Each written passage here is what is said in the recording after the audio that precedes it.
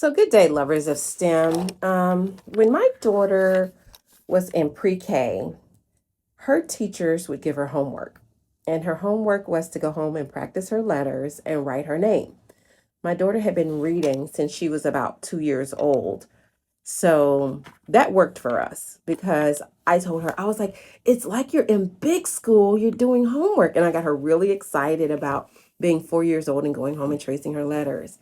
So imagine my surprise when she got through K through eighth and her school system had, developed this advocacy of no homework. There's no such thing as homework for kids. Kids should go home and spend time with their family and have quality time, and they shouldn't be stressed about homework.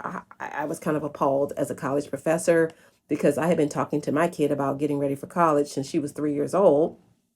And I now was in a school system, which it sounds like a lot of them are, that don't believe in homework. And I was totally shocked because, as the kid of a kindergarten teacher, I had been doing homework my entire life. And, when I pushed back at her elementary school and middle school, they quoted studies in Sweden that showed the kids were happier by going home to play and spend time with family, et cetera, et cetera. So, okay, fine. I lived with it.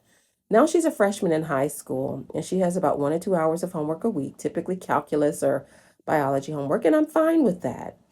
But it seems to be this thing I'm seeing on social media a lot about advocating of kids don't need homework.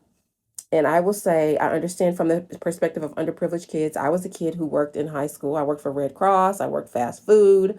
I worked at a newspaper filing newspaper articles. I did all of that. But I also went to a magnet school and did homework. And I will say what's happening is we're now getting college students who think that they can get everything they need in class and don't need to do homework. And that's just not going to work. So yeah, my new platform, and I'm going to have several posts about this, is if you don't plan to go to college, don't do homework in high school. But if you're planning to go to college at all, you need to start to develop those study habits and study skills in high school.